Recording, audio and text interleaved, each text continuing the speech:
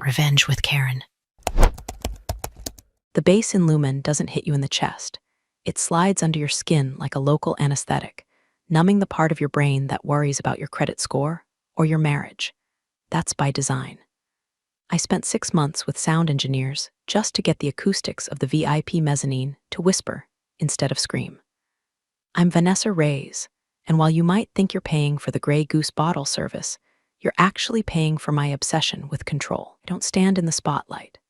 I stand in the shadows behind the DJ booth or in the tinted glass office overlooking the floor, watching the ecosystem I built eat money and spit out dopamine. It was 11:42 p.m. on a Friday. The floor was at 70% capacity, a swaying ocean of linen suits, silk dresses, and enough filler injections to float a battleship. I was leaning against the back bar of the Diamond Room, the invite-only sector, sipping a club soda with a splash of bitters. My eyes were scanning the room, checking the flow. The waitresses, my sirens, were moving with that synchronized grace I drill into them during Tuesday afternoon trainings. Everything was perfect. Everything was a well-oiled machine of luxury and vice. If you enjoy stories about people getting exactly what they deserve, go ahead and hit subscribe, because trust me, we're about to deconstruct an ego the size of South Beach. I saw him, the glitch, Chase. He was sitting in booth 4, the prime real estate right next to the balcony rail. He shouldn't have been there. Booth 4 is reserved for people who own islands or record labels, not for 26-year-old influencers whose primary source of income is their father's trust fund and promo codes for teeth whitening strips. But there he was, standing on the Italian leather banquette, shoes on the upholstery, strike one, holding a phone attached to a ring light that was blinding the guests at the next table. He looked like a parody of Miami Vice. He was wearing sunglasses indoors, a shirt unbuttoned to his navel to show off a chest tattoo that I'm pretty sure was a lion wearing a crown, groundbreaking, and he was screaming. I couldn't hear the words over the deep house set, but I could read the body language. He was performing. He was gesturing wildly, pointing at the bottle girls, grabbing a passing server by the arm to pull her into his frame. I felt a muscle twitch under my left eye. "Jackson," I said into the comms piece discreetly tucked behind my ear. "Go for Jackson," the voice of my head of security crackled back. Jackson is 6'5" of calm, terrifying muscle. He's the kind of guy who can de-escalate a drunk NFL linebacker with a look. "Booth 4, I said, my voice low. "Why is Chase standing on my leather?" I slipped 100 to the new busboy to look the other way, boss. "Want me to bounce him?" I watched Chase pose, throwing up peace signs while a bored-looking girl with vacant eyes poured vodka into his mouth straight from the bottle. It was tacky. It was cheap. It was everything Lumen stood against. We sell mystique. Chase was selling volume. "Not yet," I said, though every instinct in my body screamed to have him dragged out by his Gucci loafers. Who is he with? Standard entourage. 2 guys who look like they sell crypto out of a Honda Civic, and 3 girls who look like they'd rather be anywhere else. Oh, and he's live streaming. My grip tightened on my glass. Live streaming? In the Diamond Room? Yeah, he's tagging us. Caption says Lumen is dead vibes, we bringing the life. I felt a cold, sharp anger settle in my stomach. It wasn't the insult that bothered me. People call my club pretentious all the time. That's part of the brand. It was the violation of the contract. The Diamond Room has one rule, written in gold leaf on the entrance. What happens here stays in the dark. No photos, no videos. We have CEOs cheating on their wives, pop stars doing lines in the bathroom, and politicians making deals that would topple governments. They come here because I sell them invisibility. Chase wasn't just being annoying, he was threatening my product. I moved from the bar, sliding through the crowd like a shark in dark water. I needed to see this up close. I didn't approach him directly, that's rookie behavior. You don't confront a drunk narcissist when he has an audience, you give him rope. I circled around to the upper mezzanine, looking down at booth 4. From this angle, I could see his phone screen. He was reading comments. He wasn't even enjoying the night, he was just feeding the digital beast. Grabbed a bottle of Dom Perignon, vintage 2012, wasted on him and shook it. "Don't do it," I whispered to myself. He popped the cork. Foam exploded over the table, soaking the girls, soaking the velvet drapes I had imported from France, and spraying the back of a man sitting in the adjacent booth. The man in the adjacent booth turned around. It was a hedge fund manager who spent 50 grand a month here. He looked furious. Chase didn't notice. Chase was laughing at his phone, high-fiving one of the crypto bros. "Jackson," I said again. "Green light?" "No," I said, forcing myself to breathe. "Yellow light. Send a floor manager to tell him to put the phone away. Politely. Let's see how he reacts to a boundary." "Copy that. Sending Marco." I watched as Marco, my best floor manager, approached the table. Marco is slick, charming, and diplomatic. He leaned in, whispering in Chase's ear, gesturing gently to the phone. I saw Chase's face change. The smile vanished, replaced by a sneer that looked too big for his face. He pulled away from Marco, shouting something. He pointed a finger in Marco's face. Then he did the one thing you never do in my house. He shoved Marco. It wasn't a hard shove, just a drunk, entitled stumble push, but it was contact. The music seemed to stop for me, though the beat kept thumping. "Boss." Jackson's voice was tighter now. "Hold," I said. "Let him dig. He's feeling invincible. Let's find out why."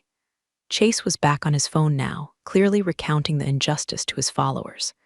I could imagine the narrative, they trying to silence the king. Haters everywhere. He looked around the room with a sneering arrogance, as if he owned the bricks, the mortar, and the souls of everyone inside.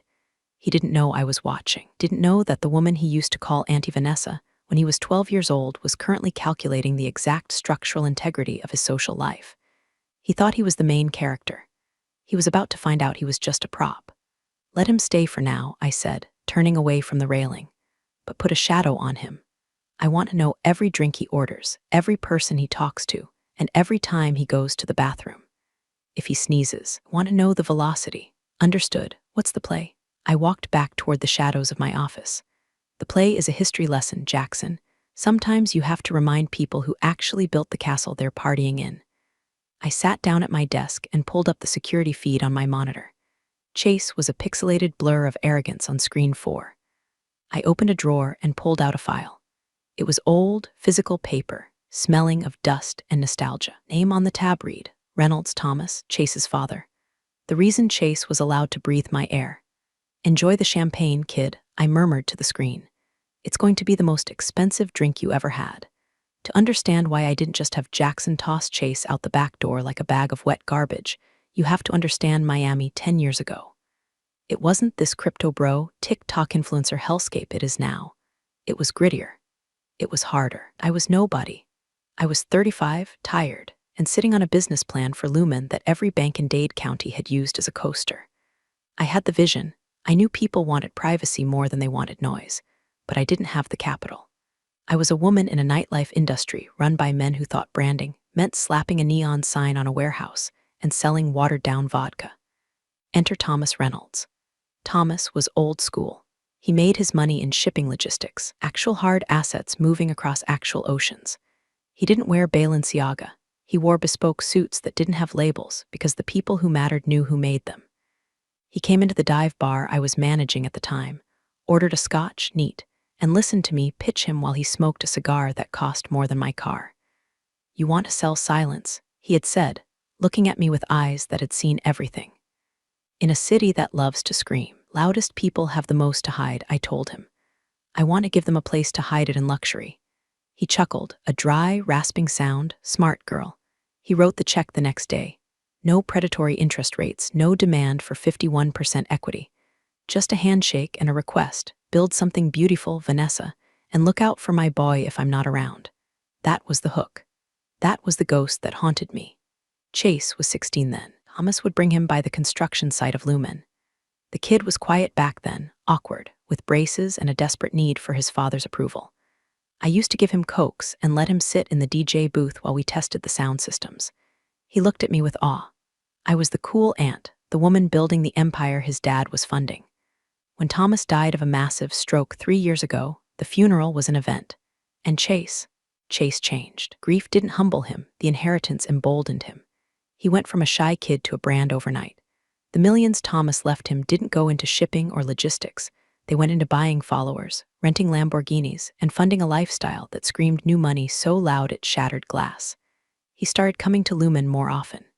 At first, out of respect for Thomas, I comped his tables. I let him skip the line. I told the staff, "That's Thomas's son. Treat him like family." But family doesn't treat your house like a toilet.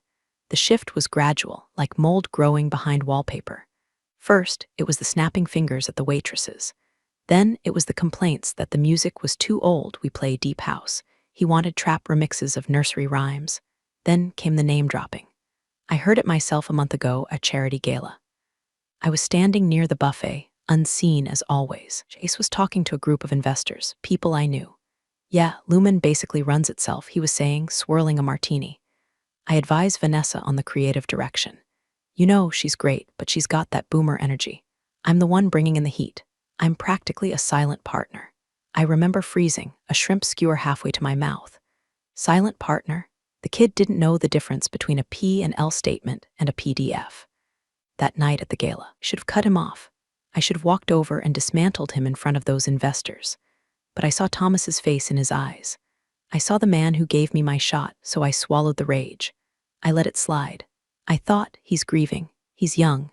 He'll grow out of it, but watching him tonight on the security monitor, shoving Marco, soaking my upholstery, treating my life's work like a backdrop for his vanity project. The debt was paid. Memory of Thomas Reynolds was a shield, but Chase had just hammered it until it cracked. I looked at the file on my desk. I picked up my phone and dialed my lawyer, Saul. It was midnight, but Saul doesn't sleep, he just bills. Vanessa? Saul's voice was gravelly. Someone dead? Not yet, I said, staring at the screen where Chase was now standing on the table again. But a legacy is about to be. Is this about the Reynolds kid? He's escalating, Saul. He's assaulting staff and violating the NDA policy on the floor. But worse, he's leveraging my name to secure funding for his own venue. Saul sighed. I warned you. You gave him the golden key, Vanessa. Retracting access is going to be messy. He has a platform. If you ban him, he'll claim discrimination. He'll claim you're stealing his ideas. He'll unleash 1 million bots on your Yelp page. I know, I said, leaning back in my chair. The leather creaked. That's why I'm not just going to ban him. I'm going to humiliate him. I need you to look into the trust structure Thomas set up. Specifically, the morality and competence clause. That's a nuclear option, Vanessa. You need proof of gross negligence or reputational damage to the estate. I looked at the monitor. Chase was currently trying to pour vodka into the mouth of a girl who was clearly too intoxicated to consent, while his friend filmed it. I think I can get the proof, I said, my voice cold. I think I'm going to give him enough rope to hang himself, his trust fund, and his future club all in one night. Be careful, Saul warned. A wounded narcissist is dangerous. He's not a narcissist, Saul, I said, watching Chase slip and almost fall off the table. He's a child playing with matches in a paper house. And I'm about to open a window. Vibration of my phone on the mahogany desk sounded like a drill. It was 1:15 a.m. The message was from VIP7, a contact name for an A-list actor who used Lumen as a safe haven when he was in town filming. He was currently sitting in the gold room, 2 sections over from Chase. I opened the text. No words, just a screen recording. It was an Instagram live. Chase's account. The angle was shaky, zooming in past his own sweating face, past the sparklers on his bottles, directly into the dimly lit corner of the gold room. The caption read, "Look who's cheating on his diet and his wife. Lumen exposed." In the grainy footage, you could clearly see VIP7 holding hands with a woman who was definitely not his very famous, very litigious wife. My blood ran cold. This wasn't just a violation, this was a lawsuit. This was the end of Lumen's reputation. If this got out, if a celebrity got outed in my house, the silence I sold would be worthless. Every high roller in Miami would vanish overnight. I didn't call Jackson this time. I stood up, smoothing the front of my silk blazer, and walked out of the office. I moved fast, bypassing the main stairs and taking the service corridor that dumped me out right behind the DJ booth. The club was peaking. The energy was frantic, but all I saw was liability. Found Jackson near the entrance of the diamond room. He saw my face and immediately straightened up. He knows that look. It's the look that means we are in damage control mode. Code red? He asked, leaning in to hear me over the bass. Worse, Chase is broadcasting VIP7. Get the signal jammer on that specific sector. Now, we have localized signal dampeners. They're technically a gray area legally, but in the nightlife world, they're essential. Jackson tapped his earpiece. The feed in Zone 4. I watched as Chase, still in his booth, suddenly frowned at his phone. He tapped the screen aggressively. He held it up in the air, searching for the signal we had just strangled. Now, I told Jackson, I need you to go to VIP7, apologize, comp the entire night. Tell him the leak has been contained and the individual responsible is being handled. Lie if you have to. Tell him we confiscated the device. And Chase. Jackson cracked his knuckles. Do we toss him now? No. I watched Chase rebooting his phone, looking like a toddler whose iPad died. If we toss him now, he goes home, gets on Wi-Fi, and uploads the saved video. He has the footage on his camera roll. This was the trap. If he left the building, the video left with him. I needed that phone, or I needed him to delete it. So what's the plan? Jackson asked. We need to get him to the vault, I said. Vault is a private tasting room in the basement. Soundproof. No signal, intimidating as hell. Invite him down, I instructed. Tell him the owner wants to discuss a partnership. Tell him we want to feature him as the face of our new summer campaign. Stroke the ego. Jackson smirked. He'll swallow that hook whole, I know. Once he's down there, get the phone. Tell him it's a phone-free brainstorming session. While you have the phone, wipe the video. And if he resists, he won't. Wants validation more than he wants content. Give him the validation. I watched from the shadows as Jackson approached Chase's table. I saw the shift in Chase's demeanor. The aggression melted into a smug satisfaction. He nodded, high-fived his bros, and stood up, adjusting his unbuttoned shirt. He thought he was being summoned to the throne. He followed Jackson toward the service elevator. I let out a breath I didn't know I was holding. Step 1. Containment. This was a temporary fix. I couldn't monitor his phone every time he walked in.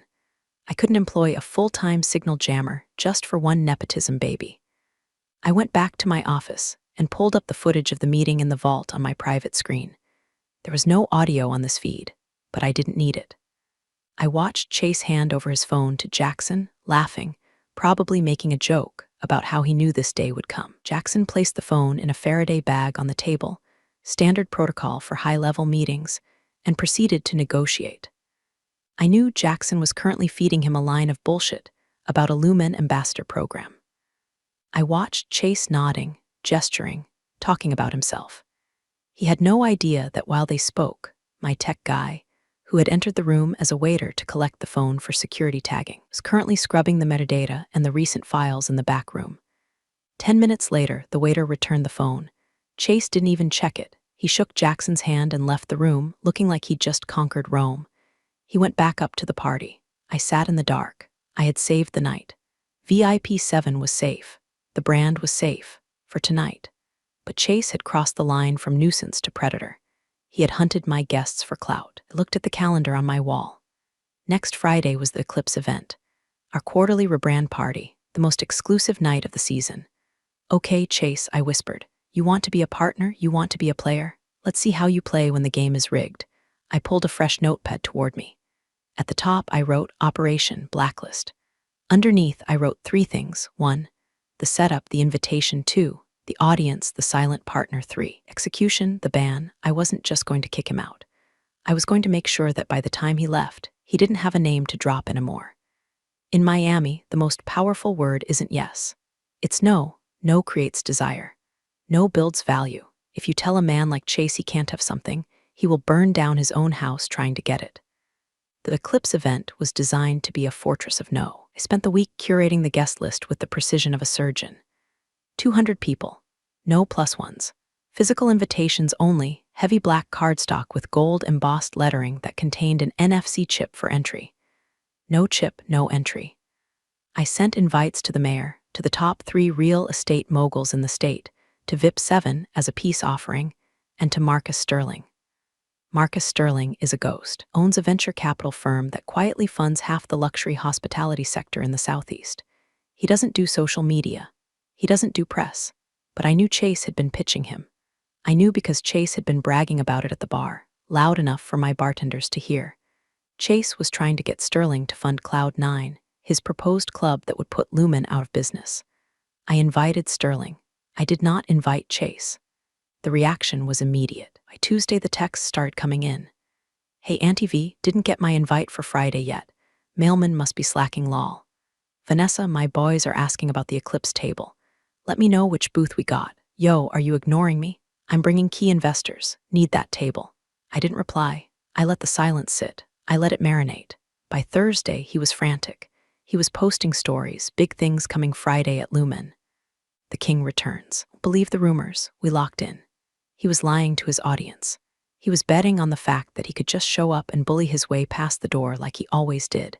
He was betting on the Thomas Reynolds privilege. On Friday morning, I met with Jackson and the entire security team in the empty club. The daylight made the velvet look tired, but tonight, under the leads, it would look like magic. "Here are the rules of engagement for tonight," I said, projecting the floor plan on the screen. "Phone ban is absolute. Yonder pouches for everyone. No exceptions. What about Chase?" Jackson asked. "He's not on the list. Do we stop him at the door?" "No," I said, a small, cold smile touching my lips. "If we stop him at the door, he makes a scene outside. He films the bouncers. He plays the victim. We let him in." The team looked confused. "We let him in," I repeated, "but we treat him like a ghost. No table, no comped bottles, no special handshake. He pays cover. He stands at the bar, and most importantly, we let him think he's winning until he isn't." I turned to the next slide. It was a photo of Marcus Sterling. "This man," I pointed, "is the target. He will be in the owner's box with me. Chase has been trying to get a meeting with him for months. When Chase sees him, he will try to approach. He will try to pitch. Do we intercept?" "Only when he crosses the line." I said, "I want Sterling to see Chase in his natural habitat. I want the money to see the clown."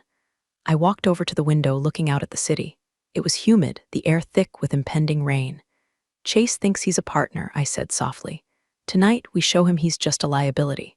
I checked my phone. Another DM from Chase. "I'm coming with a crew. Don't embarrass me, Vanessa." My dad wouldn't like it. That was it. The final nail, using his dead father to threaten me. I typed a reply for the first time all week. "See you tonight, Chase.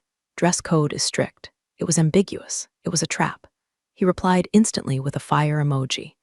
He had no idea that I had already instructed the door staff to flag his attire no matter what he wore, just to make him sweat, just to make him angry before he even stepped foot inside. An angry man makes mistakes. And tonight, I needed a catastrophe. Theme for Eclipse was Midnight Garden. We had draped the entire ceiling in cascading wisteria and installed localized scent diffusers that smelled of jasmine and expensive gin. The lighting was low, deep purples and blues, making everyone's skin look flawless. It wasn't a club, it was a film set. By 11 p.m., the room was a gallery of power. The mayor was sipping whiskey in booth 1. 2 NBA players were low-key in the corner. And in the owner's box, glass-walled mezzanine that hovered above the DJ booth, sat Marcus Sterling. He was a man of few words, sharp features, and a suit that cost more than the average American mortgage. I poured him a glass of Krug. "Impressive room, Vanessa," he said, watching the crowd. "Controlled. I like controlled." "Chaos is bad for business, Marcus," I replied, taking a seat opposite him. "You can't monetize a mess." We were discussing a potential expansion of Lumen into Vegas. This was the night I was supposed to close him. But I had one eye on the security feed from the front door. Chase had arrived. He rolled up in a rented white Ferrari, flanked by his usual circus. He was wearing a white suit with no shirt underneath, layers of gold chains and sunglasses. He looked like a drug dealer from a bad 80s movie. I watched the interaction on the screen. The head doorman, Big Tony, stopped him. I could see the argument. Chase was pointing at the door. Tony was shaking his head. Chase pointed at his phone. Tony crossed his arms. "Problem?" Marcus asked, noticing my distraction. "Just a minor variable," I said, testing the filters. I tapped my comms. "Let him simmer for 2 more minutes, Tony. Then let him in. But make him check the phone, no pouches. He checks it at the coat check. Physically. He's gonna flip, boss. Let him flip. He needs to enter the room agitated." I watched Chase scream at Tony. I saw him shove his phone into the hands of the coat check girl with enough force that she flinched. He was fuming. He stormed past the velvet rope, adjusting his jacket, trying to regain his composure. He entered the main room. The transition from the humidity outside to the cool, jasmine-scented air of the club usually relaxes people. Not Chase. He was vibrating with adrenaline and rage. He scanned the room, looking for his usual table, booth 4. But booth 4 was occupied by the NBA players. I saw the confusion on his face. He grabbed a passing server, one of my best girls, Alina. He barked something at her. She politely shook her head and pointed to the bar, general admission. The insult landed. I saw his jaw clench even from 50 feet away. He had been relegated to the standing room-only peasants. He pushed his way to the bar, ordering shots. Was drinking fast, too fast. He was looking around, desperate for eyes on him, but without his phone, he couldn't perform for the internet. He had to perform for the room, and the room wasn't looking. Then he looked up. He saw the owner's box. He saw the glass, and he saw Marcus Sterling. I saw the recognition dawn on him. He grabbed his friend's arm and pointed. He smoothed his hair. He checked his reflection in a brass pillar. "Here we go," I murmured. "What?" Marcus asked. "Marcus," I said, leaning in. "There's someone who might try to say hello. The son of my former partner. He's enthusiastic. He has some ideas about a club he wants you to fund." Marcus raised an eyebrow. "The Cloud9 kid? I've seen the pitch deck. It was written in Comic Sans. That's him. He's about to try to crash the box. Shall I have security stop him?" "No," I said, my voice smooth as silk. "I want you to meet him. I want you to see exactly who you'd be in business with." Marcus looked at me, then down at Chase, who was now pushing his way toward the stairs that led to the VIP mezzanine. "You're up to something, Vanessa." "I'm just clarifying the market, Marcus." Chase reached the bottom of the stairs. The guard there, instructed by me, stepped aside. Chase ascended. He thought he was walking up the stairway to heaven. He was walking to the gallows. Door to the owner's box is heavy soundproof glass. When Chase pushed it open, the thumping bass of the club was instantly cut to a dull thud, replaced by the quiet hum of the air conditioning and the clink of crystal. He burst in like a grenade. "Vanessa," he shouted, throwing his arms out. "What is this? Why is my table taken? Do you know who I brought? I got the guys from." He stopped. He saw Marcus Sterling sitting on the velvet sofa, legs crossed, holding a flute of champagne. Chase's entire demeanor shifted. It was like watching a chameleon try to change colors on a strobe light.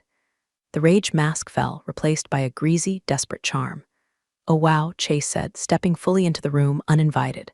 "Mr. Sterling, Marcus, wow, I didn't know you were. I'm Chase. Chase Reynolds." We emailed. He extended a hand. His palm was sweaty. I could see the sheen of it under the track lighting. Marcus didn't stand. He didn't smile. He looked at the hand, then looked at Chase's face. He took a slow sip of his drink. "I remember the email, Mr. Reynolds. It had a lot of exclamation points." Chase laughed, a loud, nervous bark.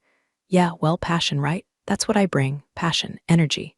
He looked at me, his eyes narrowing slightly. "Unlike some people who like to keep things sleepy." He sat down. He sat down next to Marcus Sterling, uninvited, the vintage velvet sofa. He sat so close their knees almost touched. I didn't speak, I just watched. I swirled the ice in my glass, so Chase said, leaning in, invading Marcus's personal space. "What do you think of Lumen? Cute, right? A little dated. My dad built this place, you know. Back when this style was cool. But Cloud9, bro, Cloud9 is gonna be the future. I'm talking NFTs on the walls, crypto payments only, metaverse integration." "Metaverse?" Marcus repeated, his voice flat. "Exactly. Vanessa here," Chase gestured to me with a thumb like I was a piece of furniture. "She doesn't get it. She's stuck in the 2010s. She thinks people want privacy. Bro, people want to be seen, they want to be famous." He reached for the bottle of Krug on the table. "My bottle." He poured himself a glass, spilling a little on the lacquer table. He didn't wipe it up. "Chase," I said, my voice quiet. "You're interrupting a meeting." Spun on me, the alcohol and the proximity to money emboldening him. "Oh, come on, Nessie. Don't be a buzzkill. I'm just talking business. You're always so uptight. Maybe if you loosened up, you wouldn't be sitting up here alone all the time." He turned back to Marcus, dropping his voice to a conspiratorial whisper, explicitly ignoring me now. "See, that's the problem with female owners," he said, winking. "Too emotional. Too attached to the vibe. You need a killer. You need a guy who knows how to hunt." The air in the room seemed to drop 10 degrees. Marcus slowly set his glass down. He looked at Chase with the kind of look a scientist gives a fascinating, disgusting insect. "You think Vanessa is emotional?" Marcus asked. Look at her," Chase laughed, gesturing at me. "She's upset because I took a drink. It's small thinking. I'm a big picture guy." Chase leaned back, spreading his arms, putting his muddy loafers on the edge of the coffee table. "You fund me, Marcus, and I'll put this place out of business in 6 months. I'll crush her. No offense, Vanessa, just business." He grinned. He thought he had crushed it. He thought he was displaying alpha dominance. I looked at Marcus. Marcus looked at me. A tiny, almost imperceptible nod passed between us. The interview was over. "Chase," I said, standing up. "What?" He snapped, annoyed at the interruption of his pitch. "Spilled champagne on the table, so? Get a maid to clean it up." "I don't need a maid," I said, reaching into my pocket. "I have a janitor." I pressed the button on my comms, 2 clicks. The door opened 3 seconds later. Jackson didn't come alone. He brought 2 others. They filled the room like storm clouds. Chase looked up, confused. Whoa, party's getting crowded. Jackson didn't speak. He walked around the table. He moved with a terrifying efficiency, reached down and grabbed Chase by the back of his white collar and the belt of his trousers. "Hey," Chase yelped, spilling his stolen champagne. "What the hell? Get off me, Marcus." Tell them Marcus didn't even look at him. He was inspecting his fingernails. Jackson hoisted Chase up. Chase scrambled, his loafers slipping on the rug. "Vanessa, call off your dogs. I'm Thomas Reynolds' son." "I own this town. You own nothing," I said, my voice cutting through his panic. "You are a guest. Your invitation has expired." "You can't do this. I'm a VIP." "Jackson," I said calmly. "The freight elevator." "Freight?" Chase screamed as they dragged him toward the door. "I'm not garbage." "Tonight you are," Jackson grunted. They hauled him out of the box. I followed them to the railing of the mezzanine. Below, the club was still pumping. The beautiful people were dancing. Jackson and his team didn't take the back stairs. They took the main stairs. They marched Chase Reynolds, self-proclaimed king of Miami, right through the center of the Diamond Room. It was a perp walk. People turned. The music seemed to fade into the background as the spectacle took over. Chase was kicking, shouting, "Do you know who I am?" The saddest, most cliché sentence in the English language. I watched from above, leaning on the glass rail. I saw the NBA players in booth 4 and laugh. I saw the girls who used to drink his vodka turn their backs. I saw the influencers reaching for their phones, then realizing they were locked in pouches, and just staring, burning the image into their brains to gossip about later. They dragged him to the side exit, the one that dumps out into the alley with the dumpsters. I turned back to the room. Marcus Sterling was pouring himself a fresh glass. That, Marcus said, was the most efficient business presentation I've seen in years. "I aim to please," I said, sitting back down. "So," Marcus said, "about Vegas. If you can handle the rats there as well as you handle them here, I'm in." "I can handle anything, Marcus," but I wasn't done. The physical removal was just the show. The real work was happening digitally. I pulled out my phone. I sent a text to Saul. "Execute phase 2, breach of NDA, harassment, defamation. Contact the trust." And then I sent a text to the head of IT. "Blacklist ID, Reynolds, C. Facial recognition update. Doesn't get past the sidewalk, ever again." I looked down at the empty spot on the sofa where Chase had sat. The wet stain of champagne was drying. "We'll need to roof-ulster that," I noted. "Small price," Marcus said, clinking his glass against mine. To the silence. To the silence, I agreed. The alley behind Lumen smells of ozone and stale beer. It's not glamorous. It's where the magic stops and reality begins. Chase was thrown, literally thrown, onto the asphalt. His white suit was ruined. He scrambled up, screaming at the steel door that had just slammed shut in his face. "You're dead, Vanessa. You're done." He ran to the front of the club, to the coat check window that opens to the street.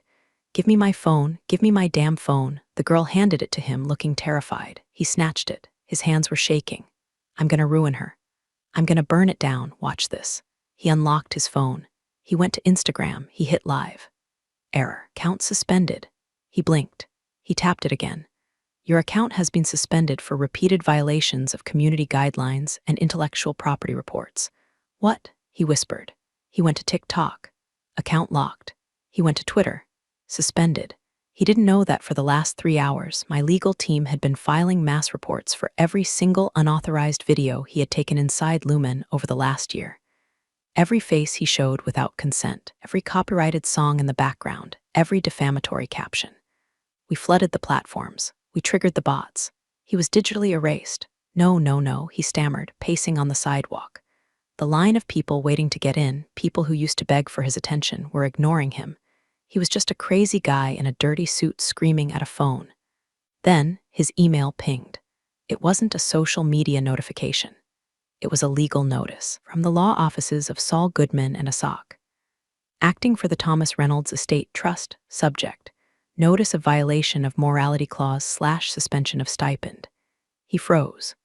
The email detailed, with timestamps and attached affidavits from my staff, instances of assault, the shove, substance abuse on premises, and gross reputational damage to the Reynolds legacy. Effective immediately. Monthly disbursement from the Reynolds Trust is suspended pending a competency hearing. Access to the family capital fund is revoked. The tap was turned off. Chase stood there, the humidity curling his hair, the sweat stinging his eyes. The white Ferrari at the curb, it was a lease. The suit, put on a credit card he paid off with the trust allowance. He looked at the club. He could hear the bass thumping through the walls. He was outside. And for the first time in his life, there was no golden key to get him back in. The door opened. He looked up, hopeful. Big Tony stepped out. He held a small, laminated card. It was a photo of Chase from the security feed with a red band stamp across his face. Tony taped it to the podium where the bouncers stood. "Move along, kid," Tony said, his voice heavy with pity. "You're blocking the guests." Chase opened his mouth to scream, to threaten, to say something. But he looked at the line of people. Were laughing, not with him. At him. He turned and walked away. He didn't get in the Ferrari. He walked down the street into the dark, just another nobody in a city that eats nobodies for breakfast. 3 weeks later, the upholstery on the sofa in the owner's box had been replaced. The stain was gone. Lumen was quiet. It was a Tuesday afternoon, my favorite time. The cleaners were vacuuming the carpets, a rhythmic, soothing sound. The club smelled of lemon polish and potential. I sat at my desk, reviewing the P&L statement. The Vegas deal with Marcus Sterling was signed. Construction would begin in the fall. We were projecting a 200% ROI in the first year. Jackson knocked on the open door frame. "Package for you, boss." He handed me a thick envelope. It was hand-delivered, no postage. I recognized the handwriting. It was jagged, frantic. Chase. I felt a ghost of a pang in my chest. I remembered the 16-year-old boy drinking Coke in the DJ booth. I remembered the promise I made to Thomas. Look out for my boy. I had looked out for him. I had stopped him from destroying himself completely. I had stopped him from wasting the family fortune on a club that would have failed in a month. I had given him the greatest gift you can give a spoiled child: consequences. I didn't open the envelope, knew what was inside: an apology, a plea, a request to talk, maybe a threat. It didn't matter. Words are cheap. Actions are currency, and his account was overdrawn. "Burn it," I said, sliding the envelope back across the desk to Jackson. "Don't you want to read it?" "No," I said. "We don't look back, Jackson. We only look at the door." Jackson nodded, took the envelope, and left. I swiveled my chair to look at the monitors. The cameras cycled through the empty rooms. Main floor, the gold room, the diamond room, the vault. It was my kingdom. It was a fortress of silence in a noisy world. I opened the bottom drawer of my desk and pulled out a bottle of scotch, Thomas's brand. I poured 2 glasses, one for me, one for the empty chair opposite me. "I did it, Thomas," I whispered to the empty room. I saved the name. I kept the standard. I took a sip. It burned, warm and grounding. The phone on my desk buzzed. It was a text from Marcus. "Vegas blueprints are in. They want to know if we need a designated space for influencers." I smiled, a real smile. I typed back, "No, build higher walls, make the glass darker. We sell mystery. If they want to be seen, they can go to the circus." I hit send. I turned off the lights in the office. Below me, the staff was preparing for the night. The ice was being stocked. The lights were being tested. The bass was beginning to hum, heartbeat starting up again. The show goes on. The guest list is closed, and I am exactly where I belong, in the dark, in control. Places don't hand out justice memos, but somehow it always finds the right inbox. This story was proof that quiet moves beat loud egos every time. Thanks for listening. I'll see you next time.